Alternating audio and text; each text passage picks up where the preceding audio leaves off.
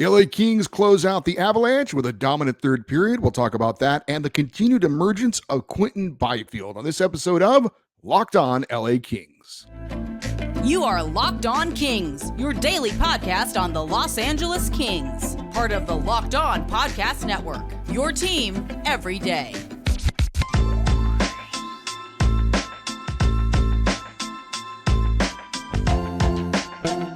Hey, Kings fans, welcome to Locked On LA Kings, part of the Locked On Podcast Network, your team every day. Thanks for making Locked On LA Kings your first listen every day. We are free and available wherever you get your podcasts. We'd love for you to leave us a positive comment on Apple Podcasts if you're a fan of the show. And we are on YouTube. Please like and subscribe if you're enjoying this content. I'm Eddie Garcia, your host of Locked On LA Kings. I've worked in sports media for the past 30 years, 20 plus years at the Fox Sports Radio Network. I'm also co-host of the Puck Podcast. It's a weekly NHL review show that's been putting out content for the past 17 years.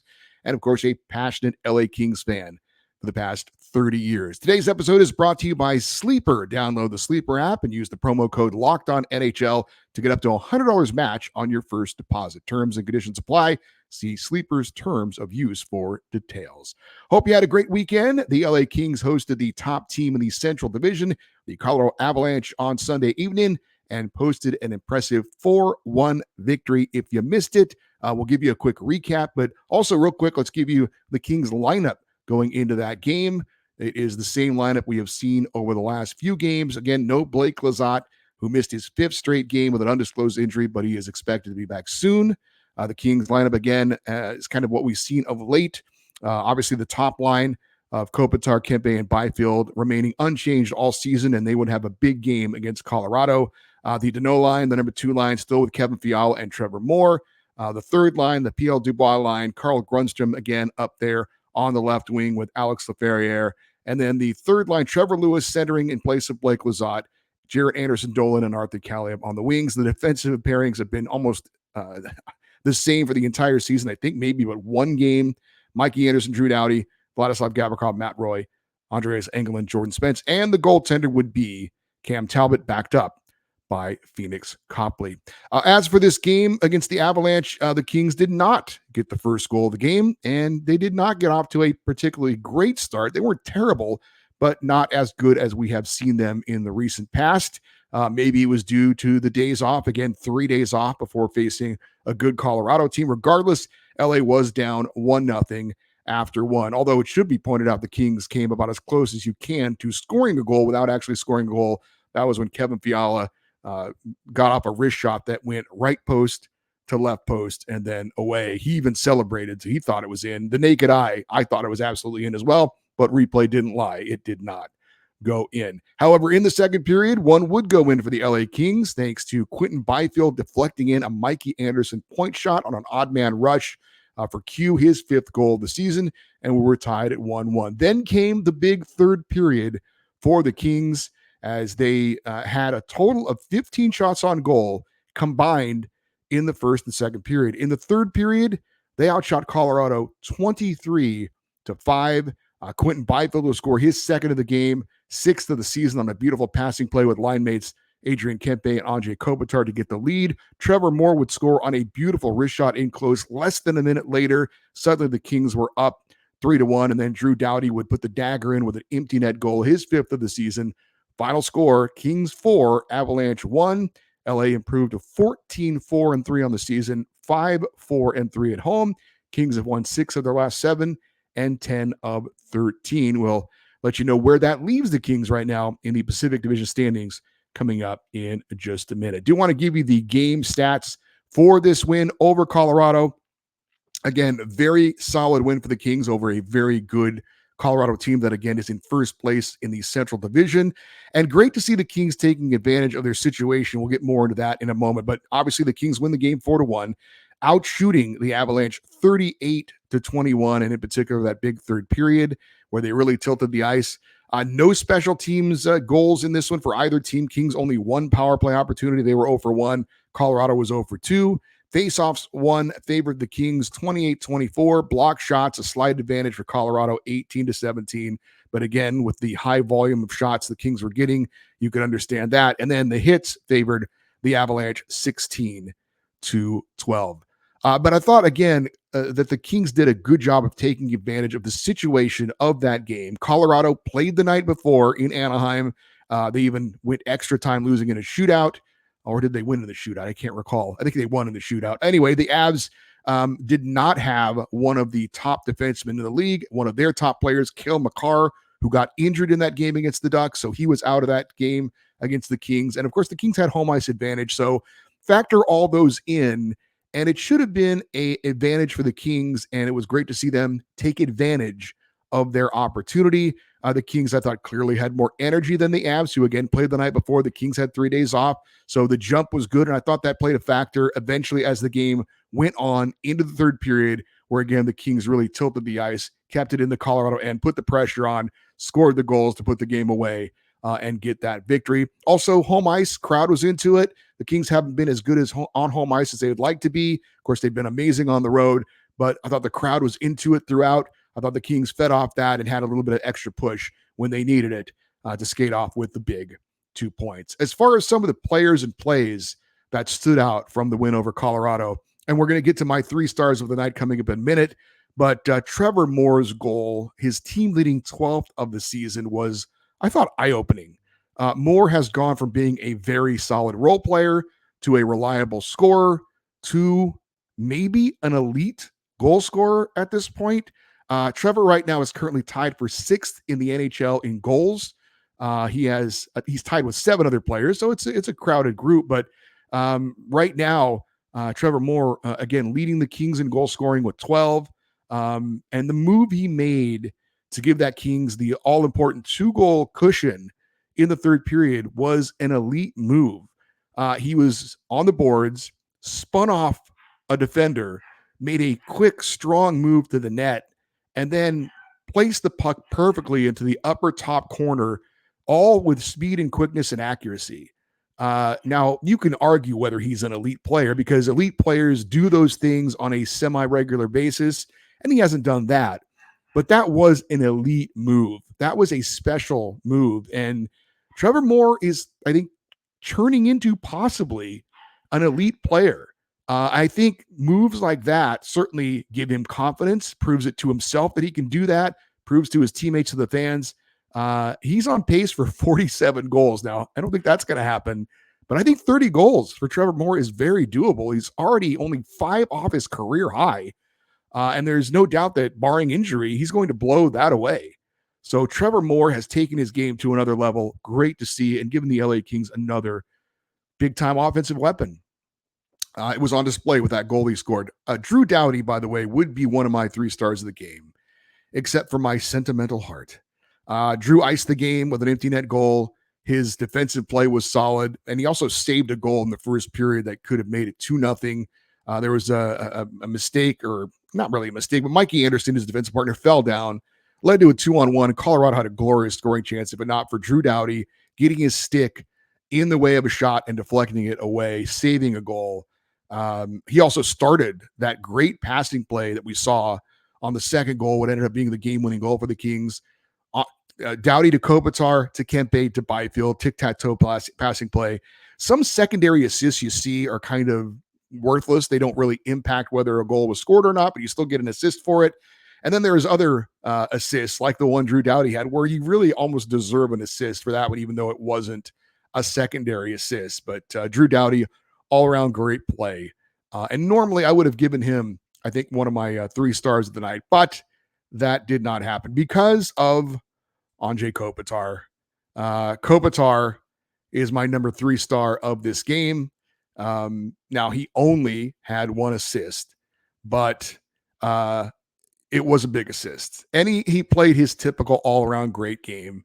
And he did get the secondary assist on one of the prettiest passing plays of the year for the LA Kings. Again, Kopitar to Kempe to Byfield. But he does get an assist, the long-awaited 1 more assist. And Anze Kopitar passes Marcel Dion to become the Kings' all-time assist leader with 758. So Anze Kopitar, the captain, for that accomplishment, gets my number 3 star. Number 2 star goes to Adrian Kempe for his 2 assists.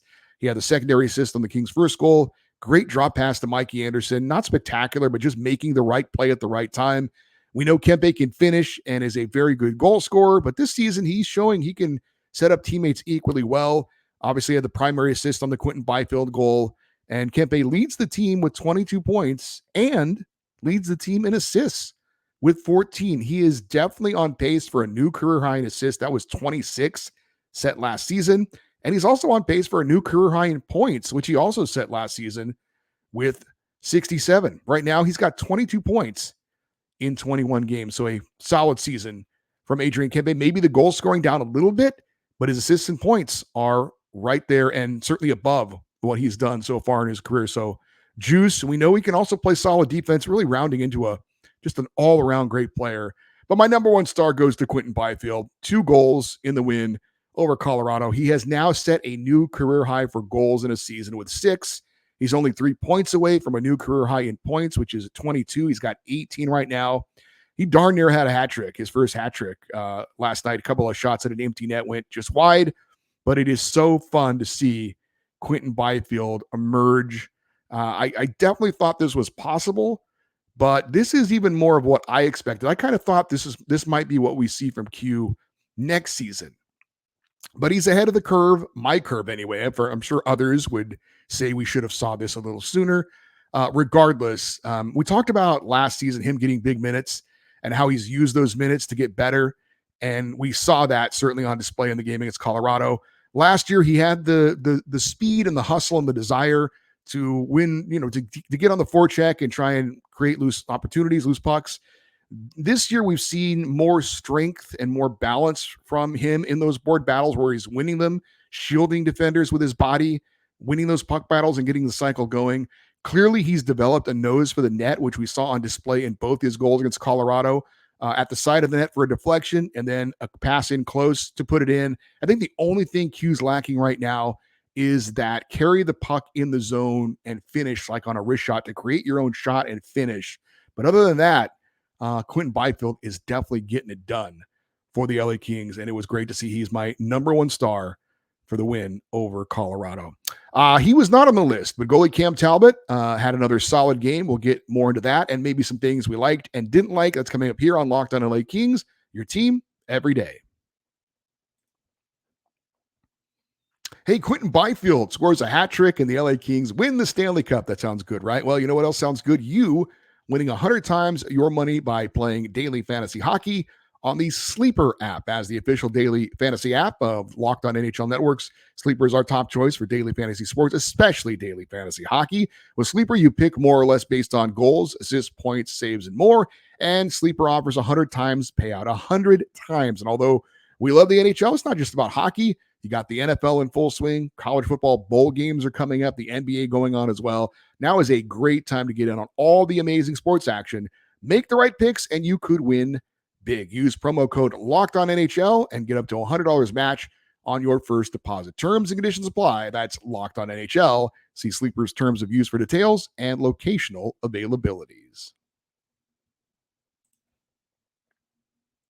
Did want to finish up on Quinton Byfield. After the game, head coach Todd McLellan was asked about Byfield, and he had this to say, quote, strength, confidence, composure, all the intangibles are coming around now. He's playing with 2 good players. He knows he's going to play if he keeps an honest game up, and he plays against the best players too.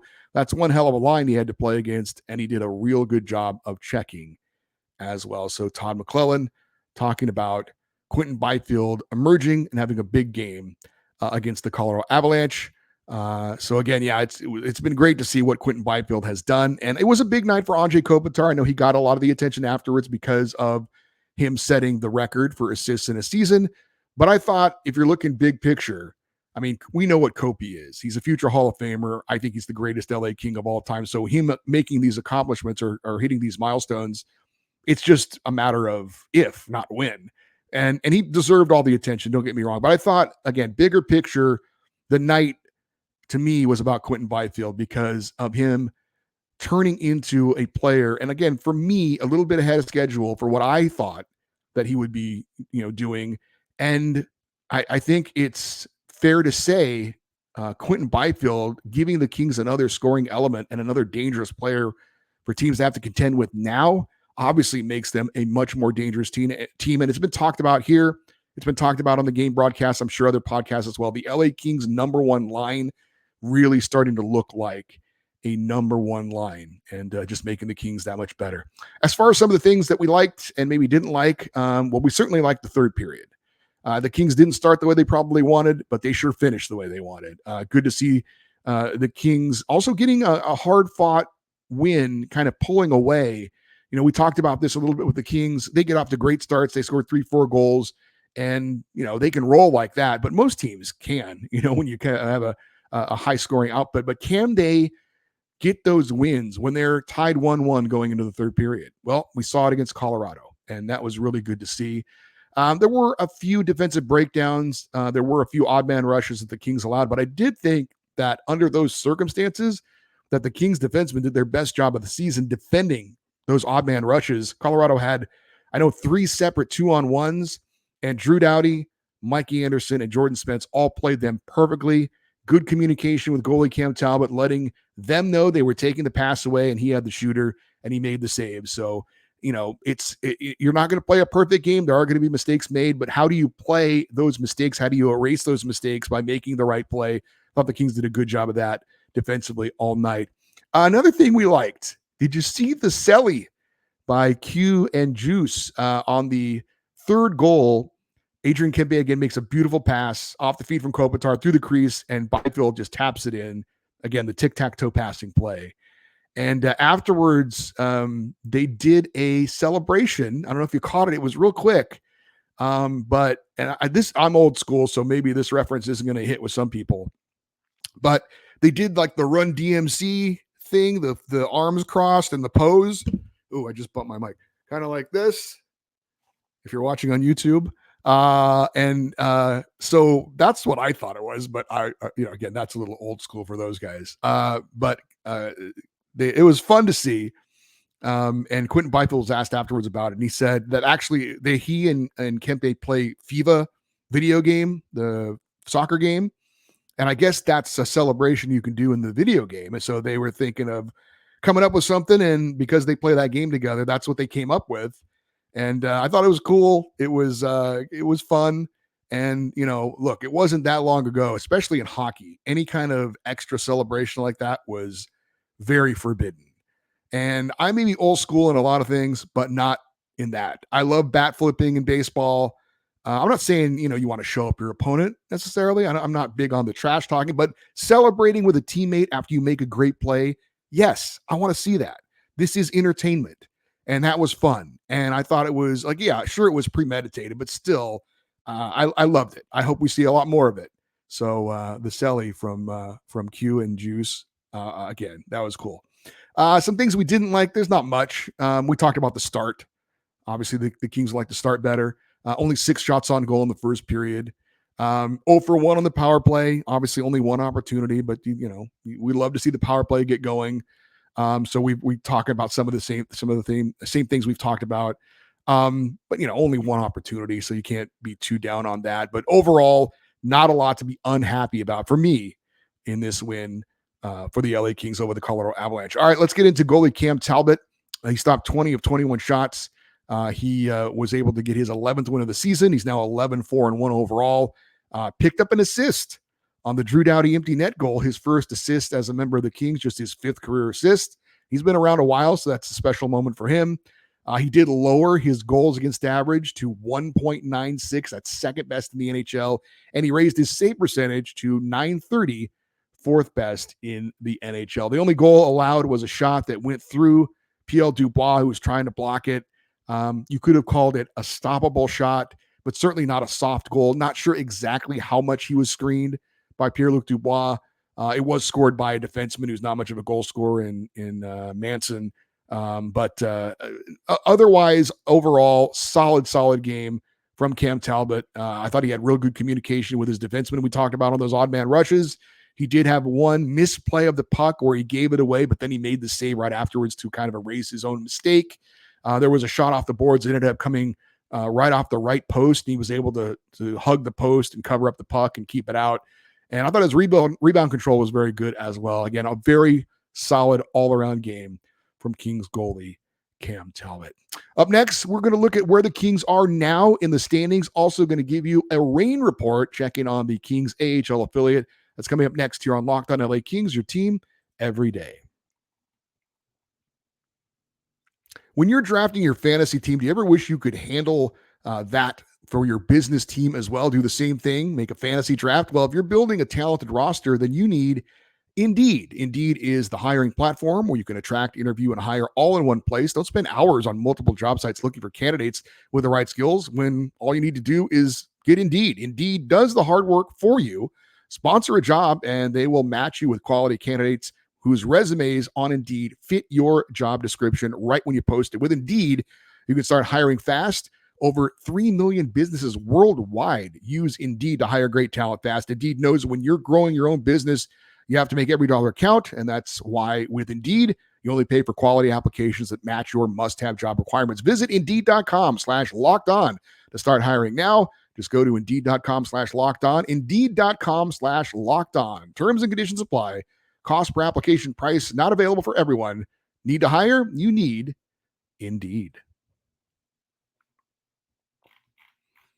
Hey, I did want to mention Locked On has launched the first ever national sports 24/7 streaming channel on YouTube. Locked On Sports Today is here for you 24/7, covering the top sports stories of the day with local Locked On hosts, plus our national shows covering every league.